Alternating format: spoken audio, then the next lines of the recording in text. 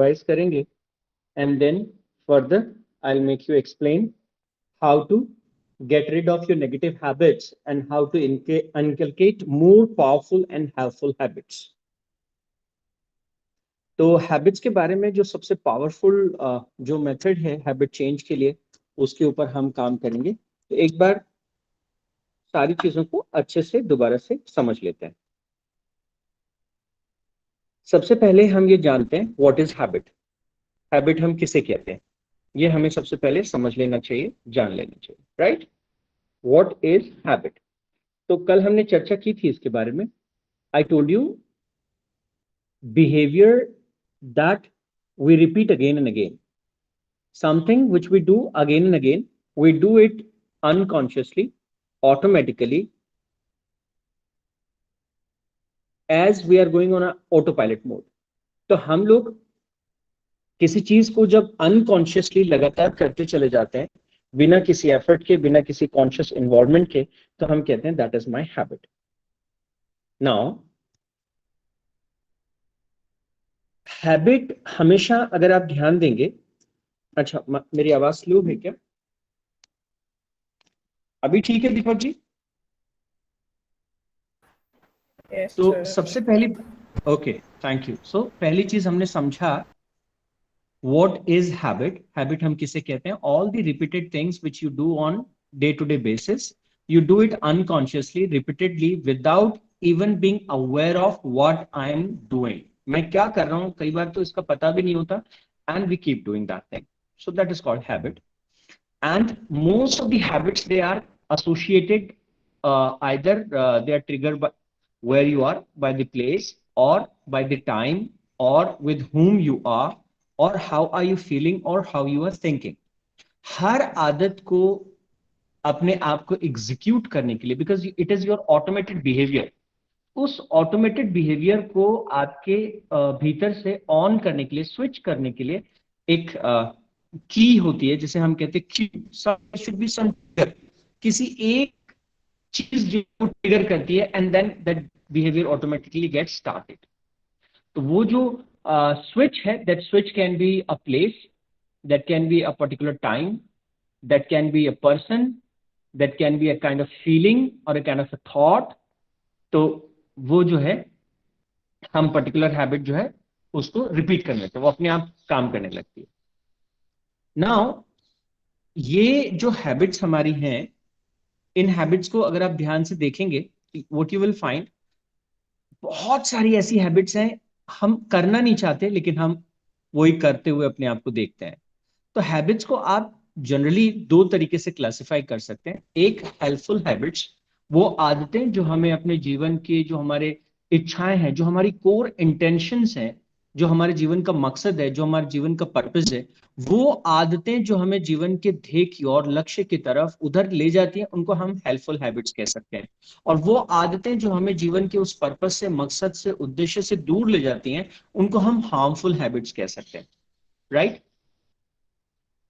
Now जैसे मैंने आपसे कहा कि जो हेल्पफुल हैबिट्स है उनको हमारे को अपने भीतर कैसे डेवलप करना है, और जो हार्मफुल हैबिट्स है उनसे हमें कैसे पीछा छुड़ाना है, ये हमको इस पूरे मैकेनिज्म में, इस पूरे वर्कशॉप में हमें सीखना है।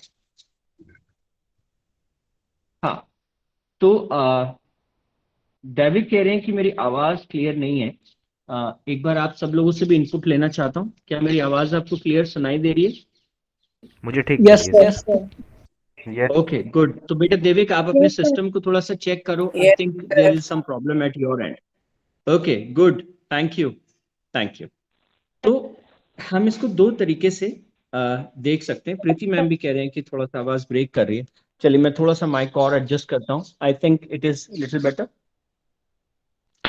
प्रीति ji, is it better? Okay good good, thank you. Yes, sir. ठीक है।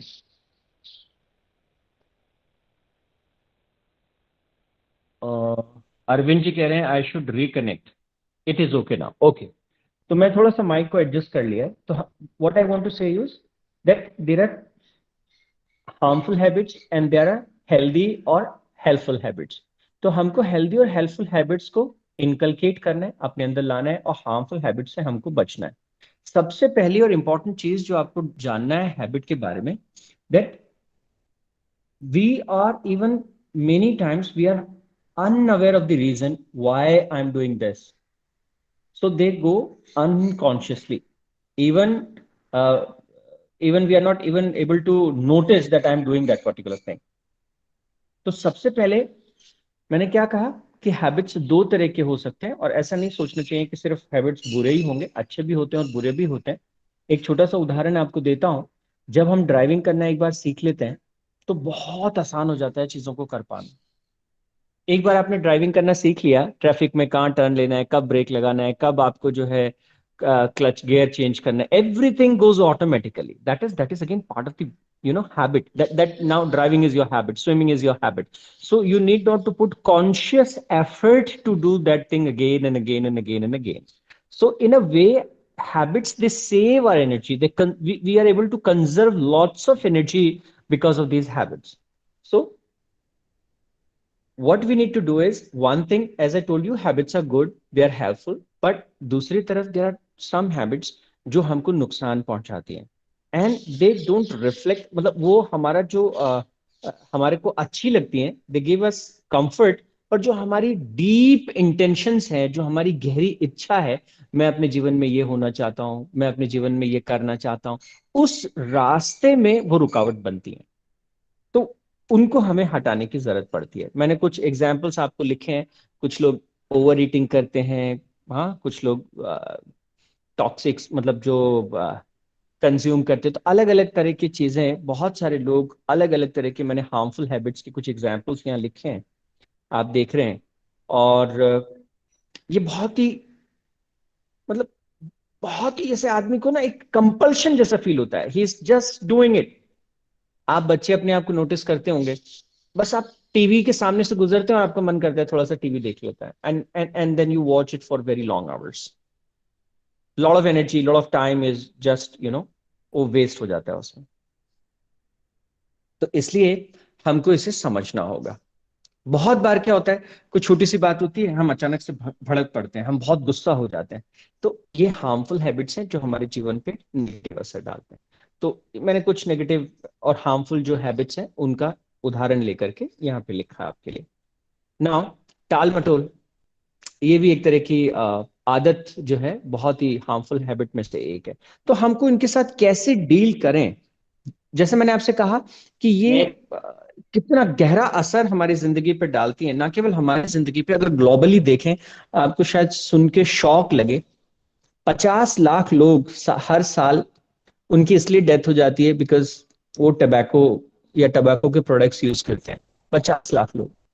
और एक बार ध्यान से सोचेगा कि कोई भी इंसान अपने जीवन को नष्ट कैसे कर सकता है। कितनी खूबसूरत जिंदगी हमको मिली है, कितनी खूबसूरत लाइफ मिली है, कितनी रेयर ये लाइफ है, लेकिन लोग टोबैको को कंज्यूम करते हैं। डू दे नो कि ये मेरे लिए नुकसानदायक है? हाँ, दे नो कि ये मेरे को नुकसान कर रहा है। Every time I am smoking, every time वो किसी भी तरह से जब टोबैको का इस्तेमाल अपने जीवन में करते हैं, तो वो जान रहे होते हैं इस फैक्ट को कि ये मुझे नुकसान कर रहा है, but still they keep doing it. And there are many habits. I have given you one example of a habit which like you may not have, लेकिन इससे मैं आपको थोड़ा सेंसिटाइज करने की कोशिश करता हूं कि sometimes habits are even so dangerous and harmful कि वो लाइफ के लिए भी थ्रेट होती है, लेकिन इंसान फिर भी उनको करता चला जाता है। और यहाँ एक सवाल आता है कि क्यों ऐसा? क्यों मैं खुद ही अपनी जिंदगी को नुकसान पहुंचाता हूं? ऐसी आदतें इंसान क्यों रखता है कि उसके खुद के जीवन को ही उससे नुकसान हो रहा है? Isn't it surprising? तो ये जो आदतें हैं, इनसे हम कैसे छूटें, इन आदतों से हम कैसे ओवरकम करें, ये हमें आना चाहिए। It is most important skill one should have. मुझे लगता है हैबिट फॉर्मेशन के ऊपर एक एक कंप्लीट सिलेबस का पार्ट होना चाहिए, करिकुलम का पार्ट होना चाहिए, हर स्कूल में, हर कॉलेज में इसे पढ़ाया जाना चाहिए। तो अब हम ये हैबिट ट्रांसफॉर्मेशन की प्रोसेस की तरफ जाते हैं। ये बदलाव हम अपने भीतर कैसे लाएं, हार्मफुल हैबिट्स को कैसे छुड़ाएं, और जो पावरफुल हैबिट्स हैं उनको जीवन में कैसे लाएं। ठीक है। सबसे पहला और इंपॉर्टेंट स्टेप, कभी भी जब आप बार बार एक्सपीरियंस करते हैं कि मैं कुछ गलत कर जाता हूं आदतवश, तो अपने आप को उसके लिए जो है ऐसे खराब फील नहीं कराएं। खराब फील कराने का मतलब क्या है? कभी भी ऐसा नहीं सोचें कि मैं ही खराब हूं इसलिए मैं ये खराब चीजें करता हूं। First you need to keep your habits and you different.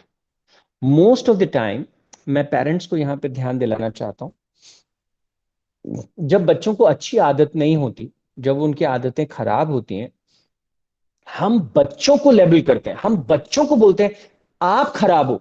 ओहो, मेरी आदत खराब है, मैं खराब नहीं हूं।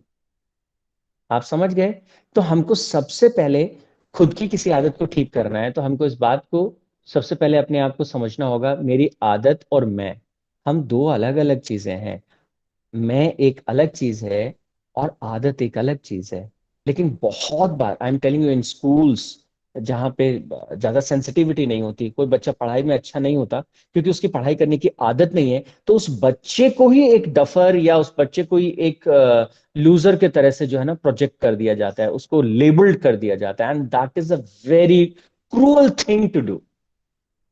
तो सबसे पहली बात, अगर बच्चे की आदतें ठीक नहीं है तो प्लीज हमें ऐसा नहीं कहना है कि बच्चा खराब है, उसको, या हम खुद को खराब नहीं समझे। ये पहला स्टेप है हैबिट चेंज करने की दिशा में। राइट?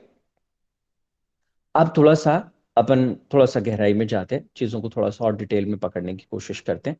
कौन कौन सी ऐसी आदतें हैं जो बहुत कठिन होती हैं बदलना?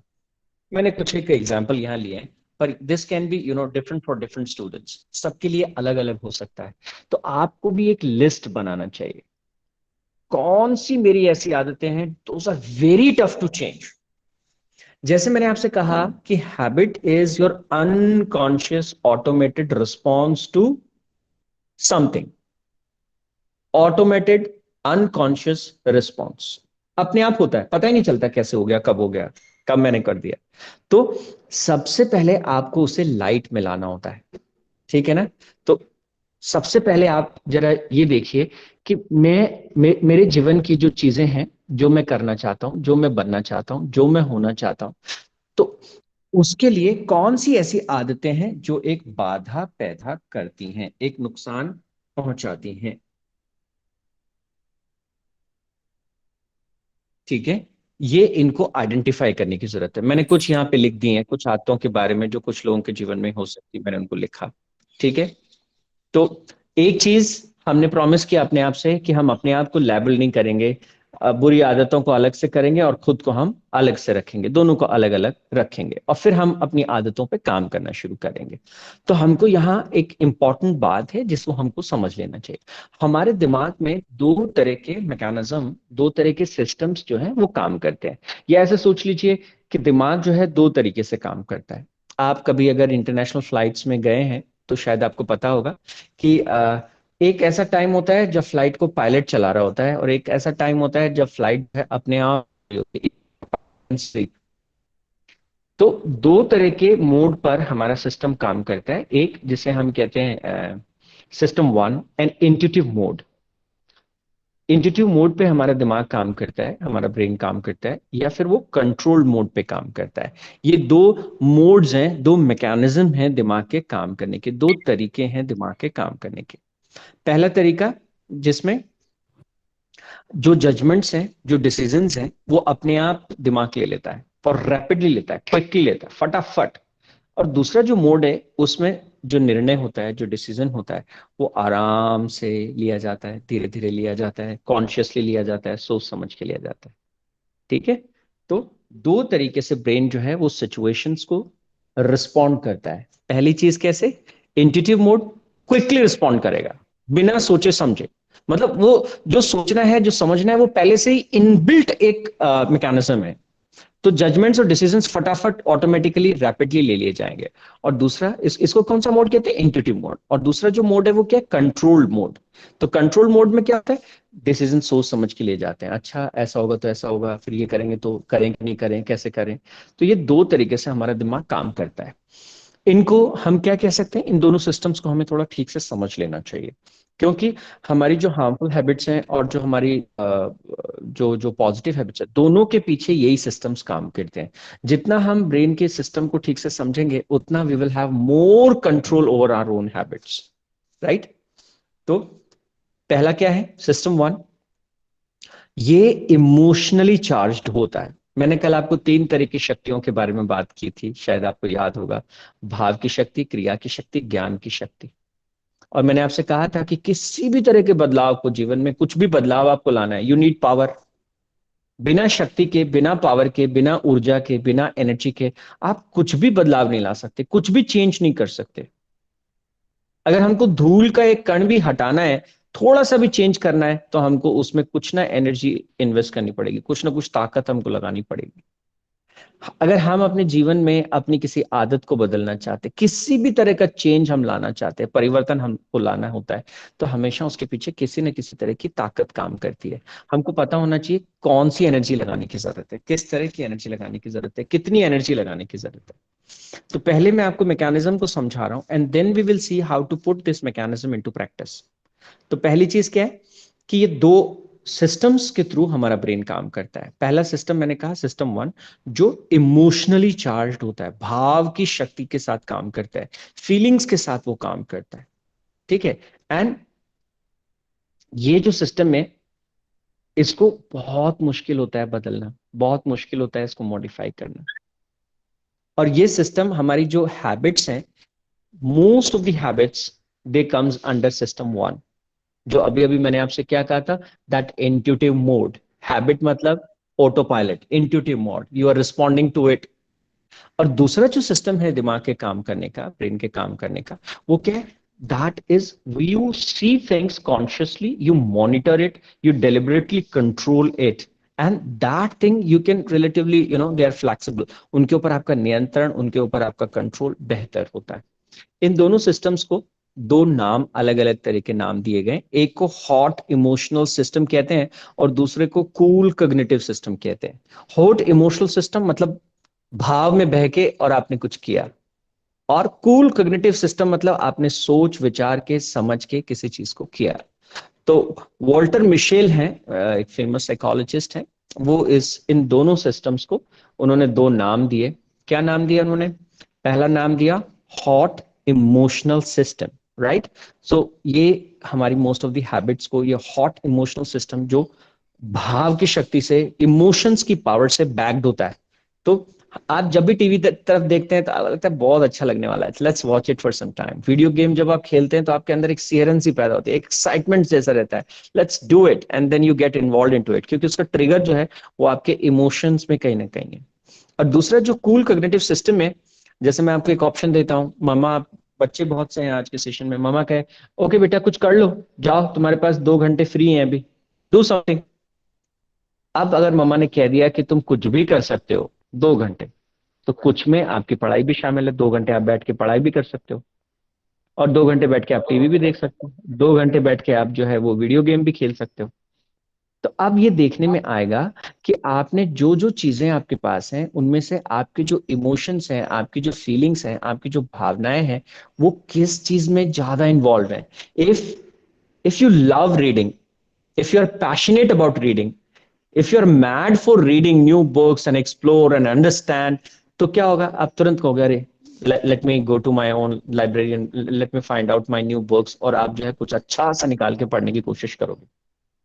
और नहीं तो फिर क्या होगा, आप जो है अगर आपको वीडियो गेम या, तो ज्यादातर समय ये होट इमोशनल सिस्टम जो है, ये हमारे कूल कॉग्निटिव सिस्टम को, जो हमारे सोच समझ के निर्णय लेने का जो सिस्टम है, उसको हमेशा ये ओवर पावर कर देता है, उसको हमेशा ये सप्रेस कर देता है।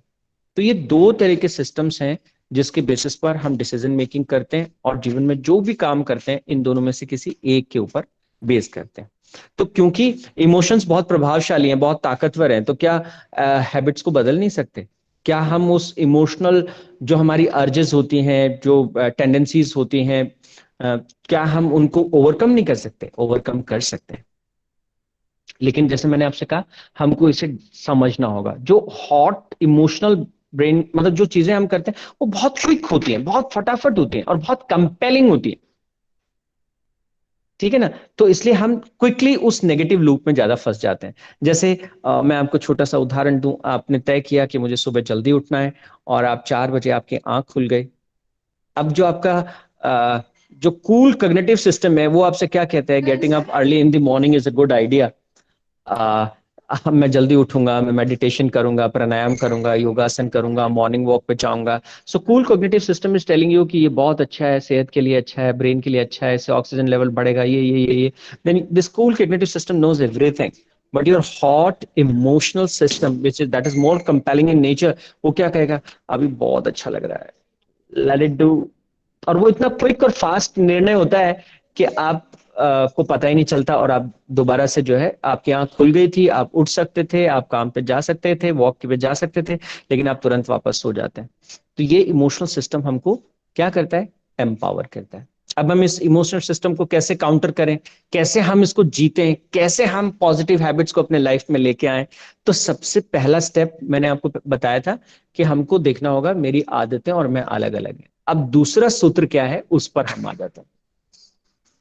हार्मफुल हैबिट्स को चेंज करने का जो सबसे पावरफुल तरीका है, जो सबसे पहला अभ्यास है, जो पहला सूत्र है, जो पहली टेक्निक है, उस टेक्निक को हम क्या कहते हैं, उस टेक्निक को हम कहते हैं implementation intentions. We need to have clarity about our own intentions. Implementation intentions का क्या मतलब है कि हमको एग्जैक्टली मेरे लिए सबसे ज्यादा वैल्यूएबल क्या है, मेरे लिए सबसे ज्यादा इंपॉर्टेंट क्या है, मेरे गोल्स क्या हैं, मुझे क्या करना है। मैं आपको एक छोटा सा एग्जांपल देता हूँ। जिस दिन हमको सुबह सुबह ट्रेन पकड़नी होती है, हम 3 बजे जग जाते हैं, बिना ज्यादा किसी मेहनत के, बिना किसी एफर्ट के, क्योंकि there is a very strong implementation intention. There are very strong implementation intentions, because you know this is what I'm going to implement in my life, and this is hard, this is something which is very important to me. So when you have clarity about implementation, you have more control over this cool cognitive system becomes, more powerful, and then you can have watch over your that hot emotional system. तो इसलिए वो फिर उसको empower कर जाता है, क्योंकि आपको पता है ये मुझे इंप्लीमेंट करना है, इसका मुझे ये फायदा होगा। तो ये इंप्लीमेंटेशन इंटेंशंस को कैसे करना है, आपके पास क्लैरिटी होनी चाहिए। अगर आप अपनी अच्छी आदतों को अपने जीवन में लाना चाहते हैं, तो आपके पास अपनी जो इंटेंशंस हैं, इम्प्लीमेंटेशन, मैं क्या इंप्लीमेंट करना चाहता हूँ, सुबह उठूंगा जल्दी तो क्या करूंगा जल्दी उठ के, उसके उसका एक क्लियर कट मैप होना चाहिए। ये करूंगा, ये करूंगा, फिर उसके बाद ये करूंगा, फिर ये ऐसे करूंगा, इससे। तो वो क्लैरिटी अबाउट योर जो आपका है इंटेंशंस के बारे में जो क्लैरिटी है, गोल्स के बारे में जो आपकी क्लैरिटी है, वो आपको पावर देती है। That is the one tool, that is the one method. Now बच्चों से मैं क्या कहता हूं, if you want to transform your life, if you want to change your habit, सबसे पहले जो एक्सरसाइज, सबसे पहले जो प्रैक्टिस, अभ्यास आपको करने की जरूरत है, वो क्या है, आपको समझना होगा कि मैं जीवन में क्या होना चाहता हूं, क्या बनना चाहता हूं, क्या करना चाहता हूं, किस तरह का व्यक्ति मुझे बनना है। That clarity you should have. मैं ये नहीं कह रहा हूं कि मुझे डॉक्टर बनना है, मुझे चार्टर्ड अकाउंटेंट बनना है, मुझे किस तरह का व्यक्ति बनना है। पेरेंट्स अक्सर बच्चों को इस बात के लिए पुश करते हैं कि तुमको लाइफ में बड़े होके क्या करोगे। तो बच्चे जो हैं वो बताते हैं मैं इस प्रोफेशन में जाऊंगा, मैं वो करूंगा। नहीं, बच्चों को बताओ आप किस तरह के इंसान बनना चाहते हो, किस तरह की क्वालिटीज आप अपने जीवन में लाना चाहते हो। Make list of those qualities, put it in front of you, have a notice board in your home, keep those qualities there, read it every day in the morning, every day in the afternoon, every day in the evening. Tell your system again and again and again and again what are the intentions, what are the core desire, how you want to see yourself, what do you want to be, which kind of human being you want to be. जितनी आपके system को इस बात की clarity होगी, आपके intentions की clarity होगी, वो आपके हैबिट्स को धीरे धीरे धीरे धीरे उसी दिशा में बदलता चला जाएगा। ठीक है ना। दूसरी बात, कल मैंने थोड़ा सा इसके बारे में भी आपको हिंट दिया था। इसे हम कहते हैं कि जब आपको पता है कि ये क्वालिटीज हैं, मेरी कोर इंटेंशंस ये हैं, this is what I want to be, मैं इस तरह का व्यक्ति बनना चाहता हूं, तो अपने आप को एक, अपनी पर्सनालिटी को पोर्ट्रे करता हुआ अपना एक एक एक क्या करते हैं, अपनी एक छवि को आप डिस्क्राइब करिए। अपनी एक सेल्फ इमेज को आप एलोबरेट करिए, आप लिखिए सारी चीजें। मैं उठने के बारे में ऐसा ये करना चाहता हूँ, ऐसा व्यक्ति बनना चाहता हूँ, ऐसी आदत वाला, ऐसी ये वाला ये वाला ये वाला ये वाला, सारी डिटेल से अपनी क्वालिटीज जो आप अपने अंदर देखते हैं उन क्वालिटीज की एक लिस्ट बनाइए। तो वो क्वालिटीज जो आप अपने अंदर रखना चाहते हैं, वो क्वालिटीज जो आप अपने अंदर से हटाना चाहते हैं, दोनों की एक लिस्ट बनाइए। और जो क्वालिटी आप अपने अंदर लाना चाहते हैं उन क्वालिटीज में then you have to anticipate the difficulties, कि ये मैं जब अपने अंदर लाना चाहूंगा तो मेरे को क्या क्या दिक्कत आने वाली है, उन दिक्कतों की भी एक लिस्ट आपको बनानी चाहिए। And then you also envision the ways by which you're going to respond to these difficulties. कैसे आप उन डिफिकल्टीज को रिस्पॉन्ड करोगे, उसकी भी अपने सिस्टम को आपको पहले से ही, जो आपका कूल कॉग्निटिव सिस्टम है उसके अंदर आपको डालना पड़ेगा कि this this is how I have to handle this is how I have to need to respond to this. तो ये प्रॉब्लम आएगी, ये दिक्कत आएगी, उस दिक्कत को ऐसे ऐसे मुझे हैंडल करना है। And then you are on your way to change your habits. तो मैंने आपको ये एक छोटा सा मैंने आपके सामने एक प्रोसेस रखा। इस प्रोसेस का स्टेप 1 क्या है, एक बार जरा आप ठीक से समझ लें। सबसे पहला है कि अपनी इंटेंशंस की क्लैरिटी। दूसरा स्टेप क्या है, एंटिसिपेटिंग डिफिकल्टीज। मैं कैसा होना चाहता हूँ उसको आपने लिखा, डिटेल से लिखा, बार बार सुबह शाम दोपहर रात को अपने आप को वो बताया। फिर आपने कहा कि ये आदतें मैं अपने अंदर रखना चाहता हूँ और ये आदतें मैं अपने छोड़ना चाहता हूँ। इसके बारे में आपको बहुत क्लैरिटी होनी चाहिए। जो आदतें मैं अपने अंदर रखना चाहता हूँ, उन आदतों को डालने के लिए मुझे किस तरह की प्रॉब्लम्स आ सकती हैं, कौन सी चीजें हैं जो मुझे इस आदत को डेवलप करने में रोकती हैं, उनके बारे में आपको clarity, anticipating those difficulties and then envisioning ways to responding. वो जो प्रॉब्लम्स आएंगे उन प्रॉब्लम्स को मैं कैसे एड्रेस करूंगा, कैसे मैं ओवरकम करूंगा। तो आप एक प्लानिंग करते हैं अपने लिए, और ये प्लानिंग कॉन्शियसली प्लानिंग करते हैं। अब देखिएगा, जैसे मैंने कहा कि जो हार्मफुल हैबिट्स हैं वो एक अनकॉन्शियस रिस्पॉन्स है आपका। उस अनकॉन्शियस रिस्पॉन्स को हटाने के लिए हमको एक कॉन्शियस मैप की जरूरत होती है, एक कॉन्शियस प्लान की जरूरत होती है। और वो कॉन्शियस प्लान जो है वो हमको अपने सामने एक बार रखना होता है। अगर आप उस कॉन्शियस प्लान पे 66 डेज के लिए लगातार एफर्ट डालते हैं, कॉन्शियसली उसके ऊपर आप मेहनत करते हैं, तो then you can replace that harmful habit and you can have a positive and powerful habit, वो आप डेवलप कर सकते हैं। तो क्या चाहिए अपने को, प्लान की जरूरत पड़ती है, एक कॉन्शियस प्लान की जरूरत पड़ती है। और उस प्लान के पार्ट क्या क्या है, मैं क्या होना चाहता हूँ, और मैं जैसा बनना चाहता हूँ वैसा क्यों बनना चाहता हूँ, वैसा बनने के लिए मुझ में क्या क्या आदतों की जरूरत है, क्या क्या क्वालिटीज की मेरे अंदर जरूरत है, उनको पहले अच्छे से अपनी चेतना में उनको लाना, अपनी समझ में उसको लाना, वो उसके ऊपर काम करना, अपनी इंटेंशंस की क्लैरिटी पे अपने आप को काम करना। ठीक है। और जिस हार्मफुल आदत को आप बदलना चाहते हैं, जिस हार्मफुल आदत को आप बदलना चाहते हैं, आपको क्या करना होगा, अगर उसको बदलना है तो सबसे पहले उस आदत को आपको सेल्फ अवेयरनेस में लाना होगा। आपको उस आदत को जो है वो उसके बारे में अपने आप को अवेयर करना होगा। ये कौन सी आदत है जो मुझे तकलीफ देती है, ये मैं कब करता हूँ, क्यों करता हूँ, किस परिस्थिति में करता हूँ, किसके साथ करता हूँ, हाँ कितने टाइम पे करता हूँ। इसके बारे में हमको एक सेल्फ अवेयरनेस बिल्ड करने की जरूरत पड़ती है। जैसे मैंने कहा कि हैबिट्स अनकॉन्शियसली हो जाती हैं, तो सबसे पहले we have to be conscious about.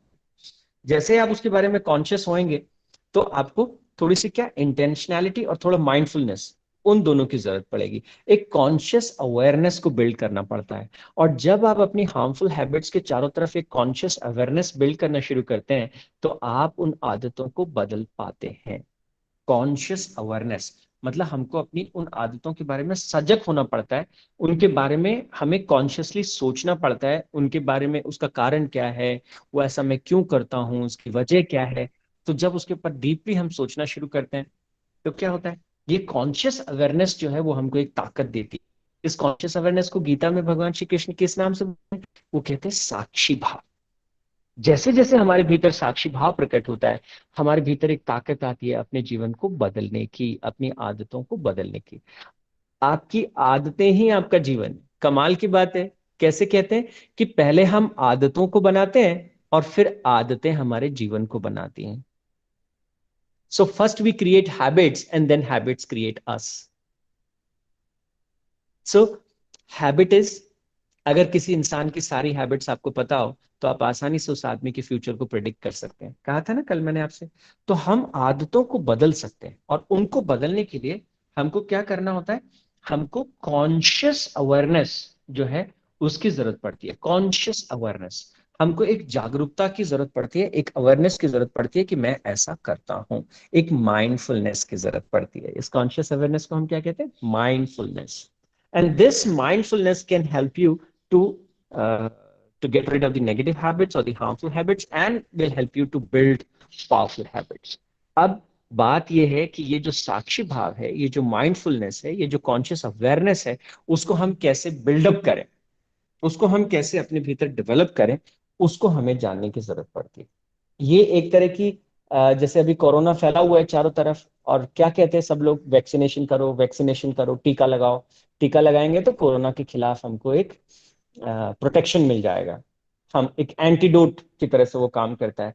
तो ठीक इसी तरह से जितनी हमारी हार्मफुल हैबिट्स हैं, जो हमारी नेगेटिव हैबिट्स हैं, अगर हम माइंडफुलनेस को डेवलप कर लें, इस साक्षी भाव को हम अपने अंदर डेवलप कर लें, तो क्या होगा, वो एक एंटीडोट की तरह से काम करेगा, और वो हमको एक पावरफुल रास्ता देता है अपनी अनहेल्दी हैबिट्स को बदलने का।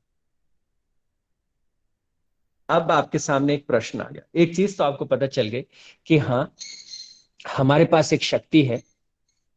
हम आदतें हम बनाते हैं, और आदतें अनकॉन्शियसली हम होती हैं। तो कई बार आदमी ये भी कहता है कि इंसान अपनी आदतों से लाचार होता है, आदतों के आगे लाचार होता है, आदतों के आगे हमारी चलती नहीं है, राइट। लेकिन मैं आपसे क्या कह रहा हूं कि हमारे पास एक शक्ति है, माइंडफुलनेस, कॉन्शियस अवेयरनेस, सजगता, साक्षी भाव। ये जो हमारी फैकल्टी है, ये जो हमारी शक्ति है, अगर इसका हम प्रयोग करें तो हमको अपनी आदतों के सामने लाचारी की जरूरत नहीं है। हम अपने जीवन को जैसा चाहें वैसा डिजाइन कर सकते हैं। आपको हजारों बार सुनने को मिला होगा, मेडिटेशन करना चाहिए, ध्यान करना चाहिए, भगवान की प्रार्थना करनी चाहिए, भगवान से प्रेयर करना चाहिए, लोगों पे दया करनी चाहिए, प्रेम करना चाहिए, करुणा पूर्ण हृदय होना चाहिए। पर शायद कभी आपको फुर्सत मिली कि नहीं, इन सब के पीछे एक ही चीज काम करती है। जब आप ये सब अभ्यास करते हैं तो आपकी कॉन्शियस अवेयरनेस बढ़ जाती है, आपकी माइंडफुलनेस बढ़ जाती है। जितना आप माइंडफुल होते हैं, जब आप ध्यान करते हैं, मेडिटेशन करते हैं, you become more mindful, you become more aware about your surroundings, you just become here and now. आप इस वर्तमान क्षण में जीवन को देखने लगते हैं। चलिए, मैं थोड़ा सा पहले इस माइंडफुलनेस कहते किसे हैं, थोड़ा सा इसको पहले समझ लें। लेकिन ये एक ऐसा माइंडफुलनेस एक ऐसी ताकत है, एक ऐसा टूल है जो जो आपके जीवन को लिख सकता है ना, आपकी आदतों को संवार सकता है। आप जैसा अपना भविष्य बनाना चाहें, ये आपको अपार शक्ति देता है।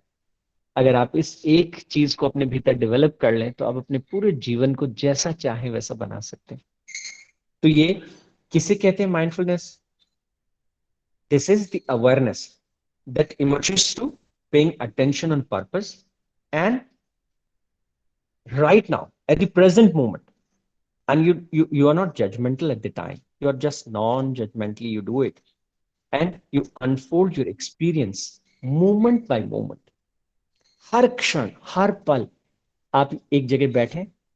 अच्छा चलो, ऐसे मुश्किल होगा, मैं आपको एक बहुत सिंपल सा उदाहरण देके और इस माइंडफुलनेस को समझाता हूँ, ठीक है। एक छोटा सा उदाहरण देता हूँ। मान लीजिए, आप कल्पना करिए, चाहे तो अपनी आंखें बंद कर ले, मैंने भी कर ली। आप सोचिए कि सुबह का समय है। हाँ, आंखें बंद कर लीजिए, that is a better option. सुबह का समय है, आप जगह हैं, और जहां आप जगह हैं ये बहुत खूबसूरत जगह है, बहुत सुंदर सा एक रिजॉर्ट है, बहुत सुंदर। आप सोच सकते हैं, बहुत सुंदर रिजॉर्ट, और आपकी आंखें खुली, और ये रिजॉर्ट एक जंगल के बीच है, बहुत खूबसूरत जंगल। आप थोड़ी देर में तैयार होते हैं, और फिर आप अपने जूते पहनते हैं और एक पगडंडी पे निकल पड़ते हैं। आप चारों तरफ देखते हैं, ओ माय गॉड, इतना लेविश ग्रीन, कैसे फूल चारों तरफ बिखरे हैं, और कैसी भीनी भीनी खुशबू आ रही है। ओ, कितनी प्यारी तितलियां उधर जो है इधर उधर उड़ रही हैं, आनंद में, मस्ती में, उल्लास में। और आप देख रहे हैं ठंडी ठंडी हवा आपको स्पर्श कर रही है। आप जो है पत्तों के ऊपर से कदम दर कदम आगे बढ़ते जाते हैं। सामने एक छोटी पहाड़ी के पीछे से सूरज की कुछ किरणें आपके ऊपर गिरती हैं और आपको बहुत ऐसे रोमांच पैदा होता है। पंछियों की आवाज से आपको इतनी मधुरता का एहसास होता है, आपको इतना मजा आता है। ओ वाह, यू आर सो एक्साइटेड। सामने पानी का झरना आपको दिखता है और अब पानी की कलकल की बहती आवाज, वो music, you are just you are just into it. Hello. आप वहीं किसी चट्टान पर बैठ के थोड़ी देर ध्यान करते हैं, प्रार्थना करते हैं। सो that is the scenario one, right? हाँ, दूसरे सिनेरियो की बात करते हैं। दूसरे सिनेरियो की बात करते हैं, step two. What is that? दूसरा सिनेरियो है, आप जंगल में, आपकी आंखें खुलती हैं, आप देखते हैं ये कहाँ है। आप अपने आप को एक रिजॉर्ट में पाते हैं। आप कहते हैं क्या भगवान, यहाँ कहाँ फंस गए। और फिर आप जैसे करके तैयार होते हैं, बाहर निकलते हैं, दिमाग में विचार चल रहे होते हैं, घर कब पहुंचेंगे, ये क्या है जंगल में। और आप परेशान हैं, बहुत से थॉट आपके दिमाग में चल रहे हैं, कुछ कुछ भी काम के विचार चल रहे हैं, ये ऐसा हो जाएगा तो वैसा हो जाएगा, ये क्या होगा पता नहीं कैसे होगा। बहुत सी चिंताएं आपके दिमाग में चल रही हैं और उन चिंताओं के साथ साथ आप आगे बढ़ते जा रहे हैं। बहुत से विचार, दूसरे दूसरे दूसरे दूसरे विचार आपके मन में आते जा रहे हैं, पता नहीं क्या होगा कैसे होगा, बहुत सारे थॉट। और आप चलते चले जा रहे हैं। फिर आपके साथ कुछ और भी लोग थे। अब जाकर के वहां उस पहाड़ की चट्टान पे, तो जो आपका टूर गाइड था या जो भी बंदा था, वो बाद में आके कहता है बैठो यहाँ थोड़ी देर। आप पहाड़ की चट्टान में बैठ जाते हैं, देखते हैं चारों तरफ, ठीक है कब चलेंगे, ये क्या हो रहा है। अब मैं आपसे एक छोटी सी बात पूछता हूँ, जब बहुत सारी चिंताएं, बहुत सारी परेशानियां, बहुत सारी तकलीफें, दिमाग में आप प्री ऑक्यूपाइड हैं, क्या आप उस जंगल की जो सुंदरता है उसको महसूस कर पाते हैं? हेलो। उसकी जो ब्यूटी है उसको अनुभव कर पाते हैं? हाँ जी, आपको मेरी आवाज सुनाई दे रही? तो क्या आप जो मैंने कहा, परेशानी से, तकलीफ से, विचारों से पहले से ही भरे हुए हैं, क्या आप उस जंगल के ट्रैक पे जब होंगे तो उसको एक्सपीरियंस कर पाएंगे क्या? That is my question.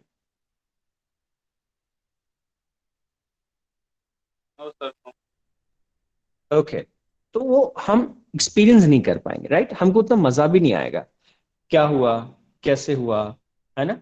जैसे जयेश जी ने कहा कि पता ही नहीं चलेगा ना, अच्छा नहीं लगेगा। ओके, ठीक है, थैंक यू। तो मैं आपसे क्या कहना चाहता हूँ, जो पहली स्टेप है, हमको जीवन को कैसे जीना चाहिए, पहली स्टेप के साथ जब हम हर क्षण वहां एक एक कदम के ऊपर हमारा ध्यान चारों तरफ डूबा हुआ है, और एक एक स्टेप हम जो चल रहे हैं तो हम उसमें डूबा हुआ है, तो उस जो पहली स्थिति में जब हम वॉक कर रहे हैं तो उसका रिजल्ट क्या होगा, हम आनंद से भरे हुए हैं, खुशी से भरे हुए हैं, एक्साइटमेंट से भरे हुए हैं। और दूसरी जो वॉक हम कर रहे हैं, थकान, अरे यार इतना जल्दी उठा दिया आज रिजॉर्ट वालों ने, क्या जरूरत थी सुबह सुबह, थोड़ा लेट उठ लेते। तो हम इरिटेट हो रहे हैं, परेशान हो रहे हैं, तकलीफ हो रहे हैं, हमको किसी चीज में कुछ मजा नहीं आ रहा। तो ये जो दो तरह की जो रिस्पॉन्सेज हैं, पहला response you are feeling alive, you are feeling at the present, you are open to experience life, और दूसरे में एंशियस थॉट्स, और दूसरा भरा हुआ। तो जो ये पहला डायमेंशन है, ये जो पहला रिस्पॉन्स, इसे माइंडफुल लिविंग कहते हैं। आप उस प्रेजेंट मोमेंट में पूरी तरह से जीते हैं। और ये जो ढंग है, इसको जब आप अवेयर होते हैं, जब आप कॉन्शियस होते हैं अपने आसपास क्या चल रहा है, कैसे चल रहा है, तो जो है आप जीवन का आनंद ले पाते हैं और अपने जीवन हेलो को सर। जिस दिशा में आपको ले जाना है आप ले जा पाते हैं। हाँ बेटा, यहां इस माइंडफुलनेस को कैसे ग्रो करना है इसके बारे में मैं आपको 3 चीजें आज थोड़ी सी बताऊंगा, और कल इसके बारे में अपन और कुछ प्रैक्टिकल चीजों के बारे में बात करेंगे कि जैसे जैसे ये माइंडफुलनेस सब में ग्रो होगी हम कैसे अपने हैबिट्स के ऊपर एक कंट्रोल ला सकते हैं, कैसे एक तालमेल बिठा सकते हैं। तो ये 3 चीजें हैं जिनको जैसे जैसे हम प्रैक्टिस करते जाते हैं माइंडफुलनेस हमारे भीतर बढ़ती चली जाती है। पहली इंटेंशन, दूसरी अटेंशन, और तीसरी एटीट्यूड। ये 3 चीजें हैं जो हमारी माइंडफुलनेस को जो है बहुत गहरे से प्रभावित करती हैं। तो इनके बारे में कल मैं आपसे थोड़ा और डिटेल से बात करूंगा। अभी मैं सोच रहा हूं कि अगर आपके कुछ क्वेश्चंस हैं तो मैं आपके क्वेश्चंस ले लूं।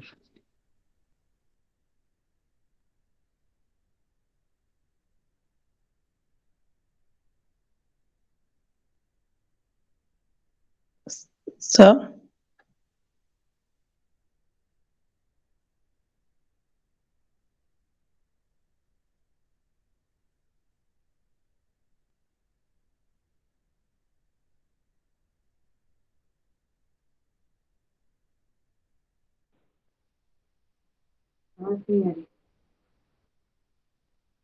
नाउ मैं सोच रहा हूं कि आपके मन में कुछ क्वेश्चंस होंगे, तो उन क्वेश्चंस पे एक बार चर्चा करते हैं और उसके बाद हम थोड़ा सा इन तीनों चीजों को, ये माइंडफुलनेस हम कैसे ग्रो करें, इस ताकत को अपने अंदर कैसे बढ़ाएं ताकि हम अपने हिसाब से अपने जीवन को जी सकें। Right? So if you have some questions for me you can type और यू कैन आस्क। सब प्रेजेंट रहना एक खुद में चैलेंज है सर, इसको कैसे करें? यही मैं आपको सिखाना चाहता हूँ, ये मैं आपको बताना चाहता हूँ। इसको करने का एक प्रक्रिया है, इसको करने का एक साइंटिफिक मेथड है, कैसे हमको माइंडफुलनेस के साथ जीवन को जीना है उसका एक मेथड है। और इसके लिए मैं 3 टूल्स आपके साथ डिस्कस करना चाहता हूँ, your intention, your attention and your attitude. इनके बारे में अपन कल के सेशन में थोड़ा डिटेल से जानेंगे। राइट? तो मैं एक बार वापस आपकी क्लास में आता हूँ, प्रेजेंटेशन को एक बार रिज्यूम करता हूँ। ओके। हाँ जी सर, नमस्कार, बताइए। सर मैं ये पूछना चाह रहा हूँ कि हम माइंडफुलनेस रहने की कोशिश करते हैं लेकिन हाँ। अचानक कुछ डिस्ट्रैक्शंस आ जाती हैं, कभी कोई बिल्कुल कॉल आती बिल्कुल, है हाँ तो वो बिल्कुल आती है।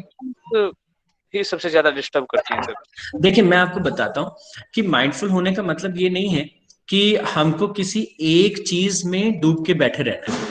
जो चीज हमारे सामने आती है उसमें हमको 100% रहना, दैट इज कॉल्ड माइंडफुलनेस। अगर फोन आ गया है तो हम उस फोन में अच्छे से उनसे, सामने वाले व्यक्ति से बात करते हैं, ध्यान से बात करते हैं और ये देखते हैं कि बात करते समय हमारी टोन कैसी है, हमारे भाव भंगिमाएं कैसी हैं, हम किस पॉजिटिव लय में बात कर रहे हैं या नेगेटिव टोन में बात कर रहे हैं, अच्छा बोल रहे हैं कि कैसे बोल रहे हैं, जो हम कर रहे हैं उसके प्रति हम पूरी तरह से अवेयर रहते हैं। इसी को माइंडफुलनेस कहते हैं। ठीक है। रामेश्वर जी ने एक सवाल पूछा है इसके साथ माइंडफुल मेडिटेशन के बाद। हाँ ठीक है, बिल्कुल हम बात करेंगे रामेश्वर जी।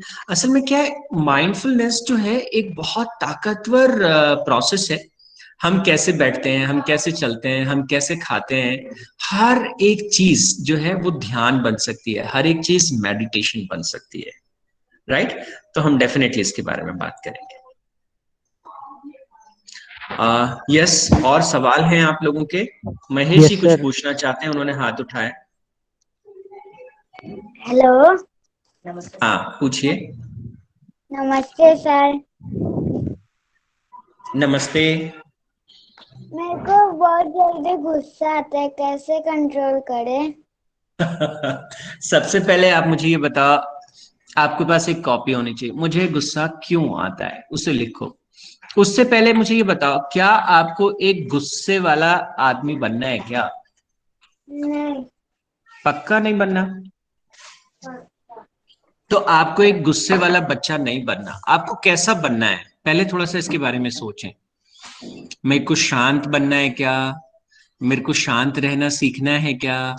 पहले आप बड़े होके कैसे व्यक्ति बनना चाहते हो और उस व्यक्ति में कैसी कैसी क्वालिटीज होंगी, और कौन से ऐसे अच्छे लोग हैं जिनके जैसा आप बनना चाहते हो। उन लोगों के फोटोग्राफ्स अगर आप कलेक्ट कर लो, वो फोटोग्राफ आप घर पे किसी बोर्ड पे लगा लो, तो सबसे पहले तो आपको कैसा बनना है वो सोचना है, और फिर कैसा नहीं बनना कि मुझे गुस्से वाला नहीं बनना, आई डोंट लाइक दैट।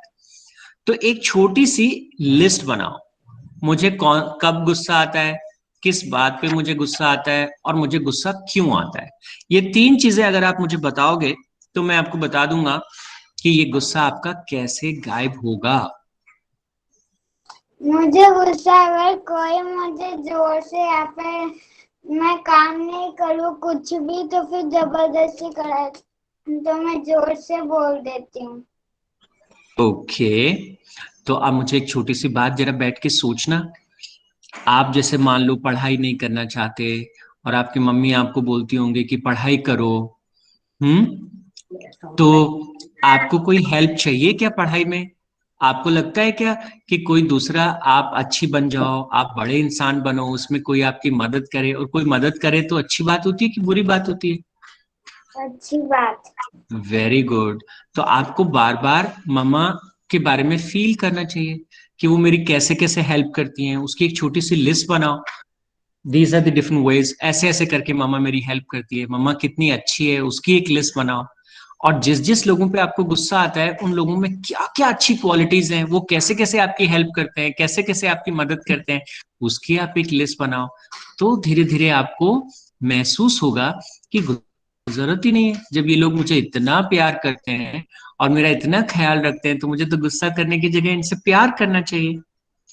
तो इसको बेटा कहते हैं कॉन्शियस अवेयरनेस। जो आप करते हैं उसके बारे में जब आप थोड़े सजग हो जाते हैं, ऐसा क्यों कर रहा हूं, ये सही है क्या, तो उसके बारे में जब विचार करते हैं, उसके बारे में जब हम सोचते हैं और गहराई से महसूस करते हैं कि नहीं नहीं, मुझे तो ऐसा इंसान बनना ही नहीं है, गुस्से वाला इंसान, मुझे तो एक शांत और एक प्यारा इंसान बनना है, तो फिर धीरे धीरे हमारे भीतर चेंज होने लगता है। देवी दीन जी श्रीवास्तव जी पूछ रहे हैं कि सर विचार हमेशा चलते रहते हैं, क्या करें कि ये ना आए। देवी दीन जी विचार चलते रहते हैं, और जब तक विचार चलते रहते हैं तब तक ये माइंडफुलनेस जो है वो डेवलप नहीं होती। तो मैं आपसे प्रार्थना करूंगा कि सबसे पहले क्या आप किसी तरह की फिजिकल एक्टिविटीज करते हैं, रनिंग या वॉक या थोड़ा कुछ भी तरह का फिजिकल एक्टिविटीज। जनरली जब आप रनिंग करते हैं, फिजिकल एक्टिविटी करते हैं, बच्चों के साथ खेलते हैं, तो फिजिकल मूवमेंट बॉडी में जितना होता है उतना विचार आना स्लो डाउन हो जाता है। और जब हमारा फिजिकल एक्टिविटी लेवल कम होता जाता है, फिजिकल एक्शन कम होता जाता है और मेंटल एक्शन बढ़ता जाता है, तो विचार बहुत प्रबल होते जाते हैं और बहुत सारे थॉट आते जाते हैं। तो इसलिए हमें क्या करना चाहिए, क्या कोशिश करनी चाहिए? हमें कोशिश करनी चाहिए कि हम अपने आप को फिजिकली ज्यादा चीजों में इन्वॉल्व करें, चाहे रनिंग है, चाहे जंपिंग है, स्कीपिंग है, एक्सरसाइज है, योगा है, प्राणायाम है, बहुत सारी चीजें हैं। जितना आप इसमें पार्टिसिपेट करेंगे आप पाएंगे शरीर जितना ज्यादा एक्टिव होगा, मन थोड़ा सा स्लो डाउन होता चला जाएगा। ठीक है, बाकी हम देवी दिन जी अगर आपके पास समय हो तो सुबह हम एक गीता की क्लास करते हैं 7 o'clock मॉर्निंग में, आप वो क्लास भी ज्वाइन कर सकते हैं। 20 मिनट की क्लास होती है और उस क्लास में हम पर्सनैलिटी डेवलपमेंट और लाइफ में कैसे हम गीता को इम्प्लीमेंट करें, तो जैसे जैसे हमारी क्लैरिटी आती जाती है वैसे वैसे हम जो है ज्यादा बेहतर तरीके से चीजों को रिस्पॉन्ड कर पाते हैं। सीमा जी ने बड़ा प्यारा सा रिस्पॉन्ड किया यहाँ पर, थैंक यू सो मच सीमा जी। हाँ जी, हाँ, अगला कोई सवाल? यस सर, जब हमें पता होता है कि क्या कहते हैं ये हमें ये बुरी आदत है, ये बुरी चीज है, जैसे टीवी ज्यादा देर देखना बुरी चीज है, फिर भी हम देखते जाते हैं, ये हमारी बैड हैबिट्स एवरीडे स्ट्रांग होती जाती है, वो क्यों होती है? बेटा क्या है, जैसे मैंने क्या कहा आपसे कि जो बैड हैबिट्स या हार्मफुल हैबिट्स हैं वो अनकॉन्शियसली काम करती हैं, और आपका जो इमोशन उन उन रिस्पॉन्सेस को आपके भीतर से एक इमोशनल सपोर्ट होता है, वो कंफर्ट की तरफ आपको लेके जाती है, आपको मजा आ रहा होता है, तो आपका सिस्टम जो है वो इमोशंस उसके साथ जुड़े रहते हैं, और आपको एक ग्रेटिफिकेशन मिलता है, एक सुकून मिलता है, कुछ करना नहीं पड़ रहा ना, मजा आ रहा है। तो आप अगर टीवी देखते हैं, जैसे आज आप टीवी देखते हैं तो एक बार टीवी के सामने बैठ जाना, ध्यान से देखना मैं क्या देख रहा हूं, इससे क्या लाभ होगा, इससे क्या फायदा होगा, उस टीवी को जरा कॉन्शियसली देखने की कोशिश करो। अच्छा, इससे कितना घंटे खराब हुए, अब इस पिक्चर में जो मैंने देखा, पहले ये इसने इसको मारा, फिर इसने इसको मारा, इस कहानी से क्या हुआ, क्या मुझे फायदा हुआ, कितना मुझे फायदा हुआ, इसकी जगह मैं और क्या क्या कर सकता था। तो जो इंटेंशनल इम्प्लीमेंटेशन है, हो सकता है आपके पास एक योजना ही नहीं है अपने समय की कि मुझे आज पूरे दिन क्या क्या करना है, कितनी बजे क्या क्या काम करना है। तो जब वो योजना नहीं है तो फिर क्या होगा, चलो अभी तो कुछ नहीं करना है तो यही कर लें, ठीक है ना। तो आपके पास एक प्लान होना चाहिए। एक चीज, आपके पास अपने भविष्य की एक छवि होनी चाहिए, मैं कैसा इंसान बनना चाहता हूं, किस तरह की क्वालिटीज अपने भीतर डेवलप करना चाहता हूं। और आपके पास अपने अगले दिन का एक स्पष्ट दिखना चाहिए, ये मेरा प्लान है, this is how I am going to live my day tomorrow, ठीक है ना। और वहां पे जितनी आपकी इंटेंशंस जो है स्ट्रांग होंगी, उतना आप अपनी आदतों पे कंट्रोल ला पाएंगे। और फिर हर चीज जो आप दिन भर कर रहे हो, उसके ऊपर प्रेजेंट मोमेंट में रहने का अभ्यास, उसको ध्यान से कॉन्शियसली अपने दिमाग में एनालाइज करना। ये 3 चीजों पे ध्यान को लेके जाओ बेटा। पहला, मैं कैसा इंसान होना चाहता हूं। दूसरा, प्लान करना, अगले दिन को प्लान करना, अपने गोल्स को प्लान करना, अपने जीवन को प्लान करना, उस प्लान को मुझे इंप्लीमेंट करना है लाइफ में, उसके बारे में बार बार सोचना। और यस सर। तीसरा, माइंडफुलनेस। समझ गए, what I want to yes be, sir, thank you what sir. I want to do, ठीक है ना। And then being in present moment to shape your life, ठीक थैंक है। You sir. हाँ, तो महक जी ने कहा कि सर मेरा कंसंट्रेशन पढ़ाई में नहीं बनता है, नहीं रहता है। ये हम एक वर्कशॉप प्लान करेंगे, how to build your concentration.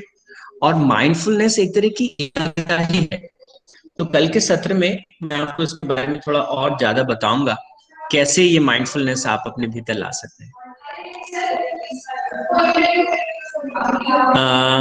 Quaid sir जानना चाहते हैं कि हम मेडिटेशन कैसे करें। ठीक है सर, कल के सत्र में हम थोड़ी सी इसके बारे में बात करेंगे, कैसे हम इसको कर सकते हैं। हाँ, ओके, ठीक है। चलिए, आज के लिए इतना ही। Thank you so much. Thank you Preeti di, thank you Tapas, thank you Lakshmi ji, thank you so much to be part of this session. और मैं थोड़ा सा आपसे रिक्वेस्ट करूंगा कि आपके आसपास जो लोग हैं, उनसे इसके बारे में बात करें, दूसरों को थोड़ा सिखाने की कोशिश करें, उनके साथ थोड़ा संवाद करें, तो बहुत से प्रश्न आपके मन में आएंगे। और जितने प्रश्न आपके मन में आएंगे, उतना गहराई से आप सीख पाएंगे, ठीक है। चलिए, once again, thank you to all. Bye bye, Shine ma'am, Lokesh ji, Daivik, Prem सुख जी, संजय मारू जी, बहुत थैंक यू। बहुत शुक्रिया। बहुत बहुत धन्यवाद Rameshwar ji. once again, Ankit ji, thank you. Mamta ji, thank you to all. See you tomorrow morning. Gita की क्लास में आप में से कुछ लोग आते हैं, उनसे सुबह मिलेंगे, बाकी सब लोगों से कल शाम को मिलेंगे। Bye bye. Bye sir. Thank you, thank you, thank you.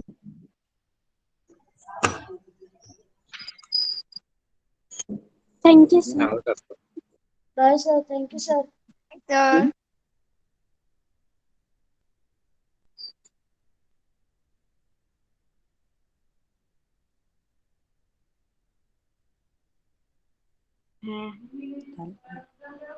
Hello. चलो, नोट